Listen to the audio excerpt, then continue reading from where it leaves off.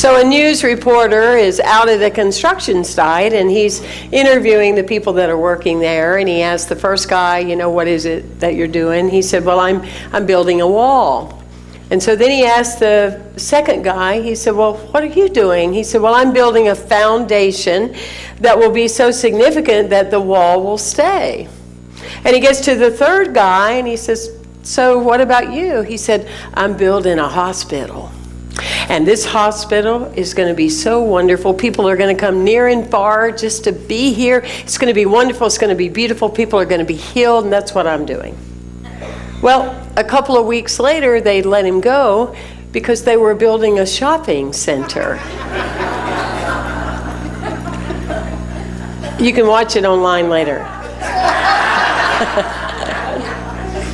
And what we have been talking about throughout the entirety of the past 7 weeks, we've been talking about what we're building, why we are building it, and of its value to each of us in our own individual way. We have been focusing on the art of abundance, realizing that we are the own author of our lives. I realized early on my path that if you're going to have authority in your life about anything, you need to also be the author of the itty bitty bitty stuff as well.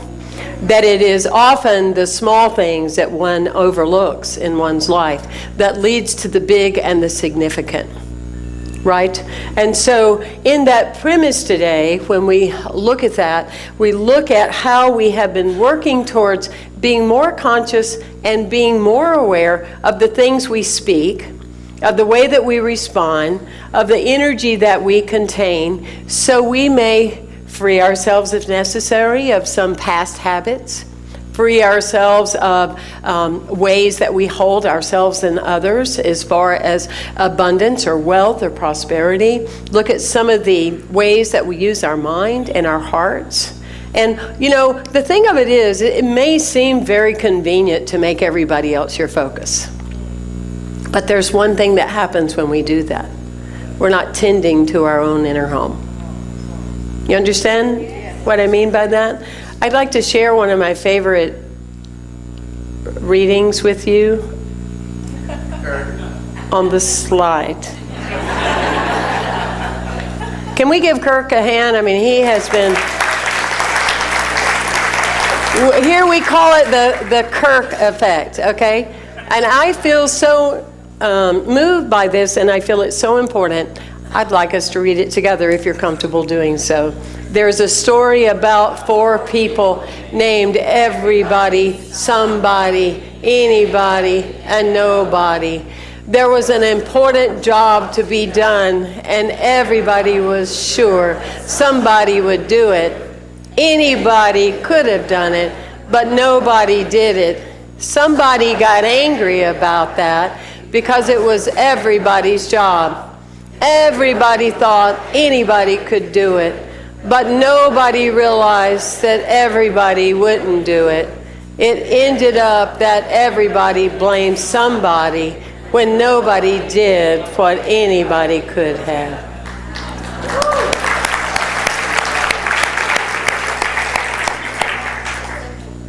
It's a defining awareness in your life when you realize that you can have intentional ideas, you can make promises to yourself, you can make vows to yourself, you can make your to-do list and include you on it.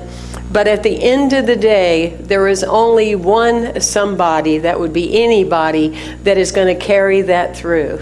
There's very few places in the world that people actually are going to check in with you and say, why did you stop moving forward with your dream? Why did you give up on the love that you were calling into your life? Why did you admit to yourself that you may not be able to stay the course? Very few times in one's life, unless you're actually paying somebody as a life coach to help you be accountable, it's so easy to say, I've now decided to sit on the sidelines. But my question would be, why would that be any of us? Right? Why would that be any of us? And so it's holding this space that it's what will be is up to me. Say that with me. What will be is up to me. So that's one level, is the commitment to make a shift and change those things that have occurred to you during these 7 weeks. Like, it's time for me to work on that. I've raised my bar with working out. That's a true story. What about some of you? What have you been doing? Turn to somebody and tell them something you've been doing recently in these 7 weeks. What have you raised your bar in? This is interactive. Come on, let's go. Whoa, whoa, whoa, whoa. All things are working for my good. It's intentional. Never failing, working for my good. Yeah, intentional. All right, give yourself a great big hand for your participation and your love. So it's up to you. The other significant thing to know is that to never compare yourself to someone else for any reason. And so I love the story that I've told here a couple of times, is about Jesus and Moses playing golf. I don't know if any of you have heard it, but Jesus and Moses are playing golf, and they come up to a body of water, and Moses says to Jesus, what club are you going to use? And Jesus said, well, I'm going to use the 5-iron. And so Moses says, really? And he said, you're going to try to hit over that big body of water? And Jesus said, yeah, Arnold Palmer, that's what he teaches. So he comes back and he hits the ball. Well, the ball goes right in the water. And so Moses, doing what Moses does, parted the water and went out and got the ball. You know, and he brought it back to Jesus. And stay with me, you'll get it. So anyway, brought the ball back. And so then Moses says, what club are you going to use now? Well, Jesus said, I'm going to use the 5-iron, because that's what Arnold Palmer says. So he comes back, he goes to hit. Ball goes right in the water yet again. By this time, a crowd had kind of gathered behind. And so somebody yelled out, because Jesus started walking across the water to get his golf ball. And people were saying, who does he think he is? Jesus Christ? And Moses says, no, he thinks he's Arnold Palmer. You know, it's okay to have fun in church. It's okay to have fun. But to me, if you test the energy in your body when you do compare yourself to someone else, when you go, well, I've been like they were doing it and it hasn't turned out for me that way, or I don't understand, I go to the same places they go, I work out, or I did that, or I posted myself on Match.com or superrelationship.com. It's not happened to me, and it happened to him, and I don't understand that. So it's that, do not compare yourself to anyone else, because when you do, you diminish your originality. You diminish what you are ultimately here to do and to be in the world. It's like one would say to a butterfly, do you really want to be a butterfly? Because if you really want to fly, you must let go of being a caterpillar. And so you start, to me, that's a profound measurable in one's life, is to listen to the language that you say to yourself about yourself, and what lifts you, keep saying it, and what distracts or repels you, let it go. And you can feel it. And we have a lot of social media opportunities now to kind of test what lifts you, what rises you, what puts you in this place, and or what brings you down. And it's a practice, and it becomes a very significant practice, you see. So in that space, I like to call it the PhD in metaphysics. That every day you want to practice doing your prayer work, your humility work, and your devotion. Prayer is so much more than some of us in the traditional teachings were told. Prayer in that traditional sense was beg, plead, make arrangements, promise things that you would do if something happened in your life, right? But our word for prayer it's affirmative, it's declarative, it's energy, it's presence, and it's about being in the now. The other layer of prayer is that when you are praying, I am convinced, and it is what I've been feeling for a number of years, when you are praying, you're not giving a new idea, it's one time around. What you are doing when you pray is you are saying to your Creator, I have heard this desire come into my heart, and I'm letting you know I heard it, and I'm ready to receive it. Can you see the difference? You're saying, I've got the signal. So many people often doubt prayer because they wondered, was I heard? Is it going to happen? Whereas if you hold prayer that it's saying, I got your email. You know, I got your email. I got your message. Then you're letting it known, and I'm ready to live it. And I'm ready to live it now. Right? Shall we together? And I'm ready to live it now. Right, yeah. Ready to live it now. Humility is that it may show up differently than the outfit that you thought. It may show up differently than what you planned. But be willing to be in that place so you can allow. Don't cling and hang on to, well, this is what I had in mind. You know, because if it was working so well for you, you wouldn't be talking about it in the first place. Am I right? So I made a commitment to some of the Brazil dogs when I was there at John of God. And they all came to the States. And the veterinarian decided to put one more dog in because he felt really strongly about this dog that had survived cancer, and he wanted it to go to a home here. And so he stayed with me and BB and at the time, the other 7 animals that we had. So I'm not going there today. That's another talk. But anyway, I just watched his vibrancy for life, and I named him Chico Man. And so every time, how you doing, Chico Man? How you doing, Chico Man? But every now and then I would go, how you doing, buddy? And I'd go, your name's not Buddy. Your name's Chico Man. Why am I calling you Buddy? So short of the story is, a man calls me because he had heard that I had him.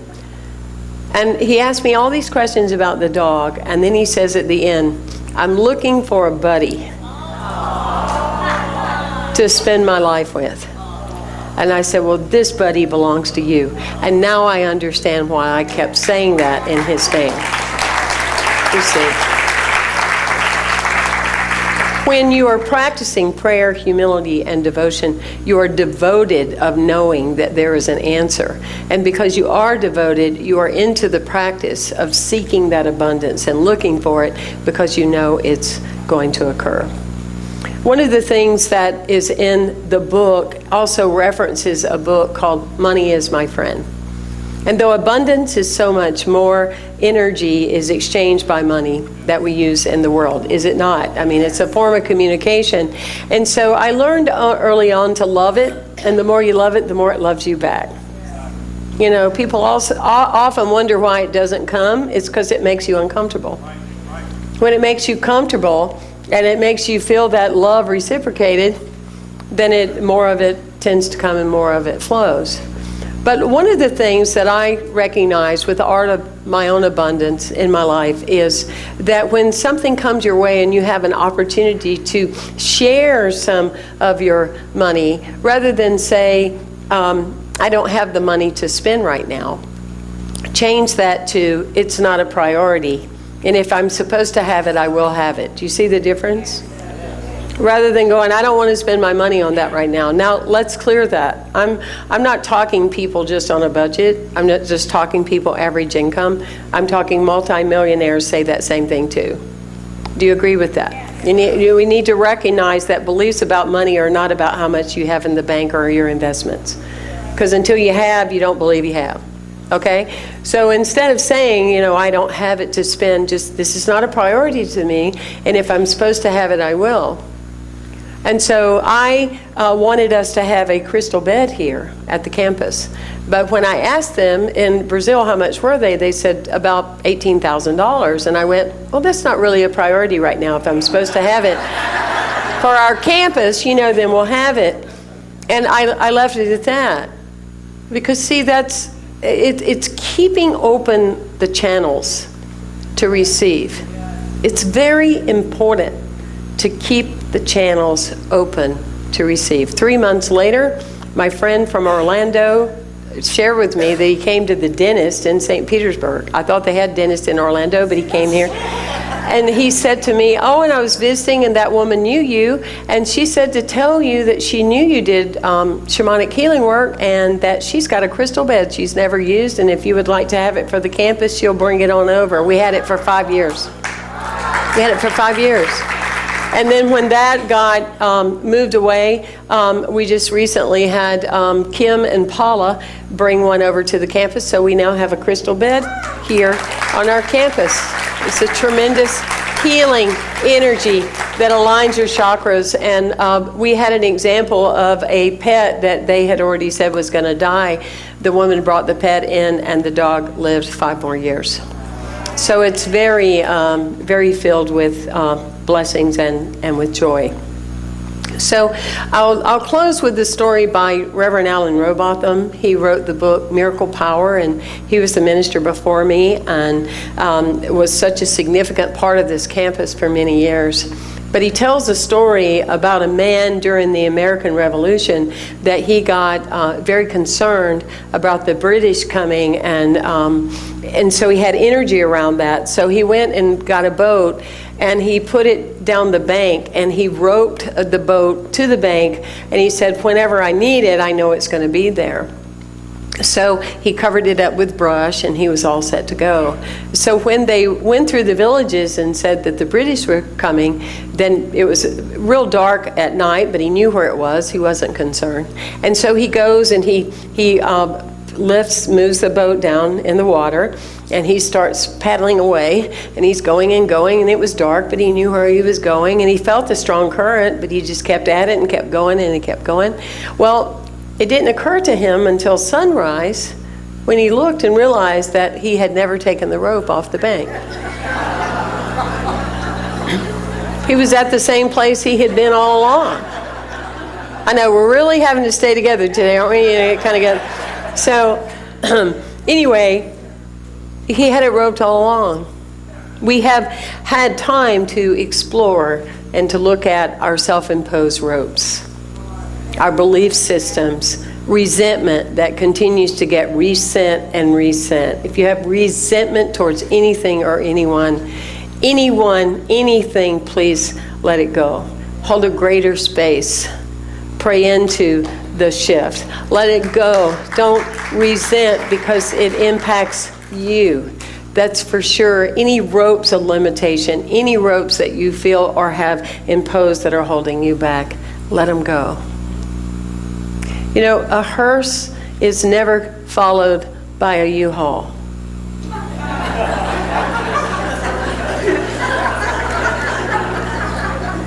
We're never here to teach you how to have stuff. We're here to facilitate a process so you will know you are the stuff. And the stuff inside you is quite profound and quite magical. And when I have all my dreams come true, it's that every person in these doors will know they are original, one size does not fit all, they are magical beyond measure, and they are fully actualized in everyday life. Thank you for being here. Appreciate you.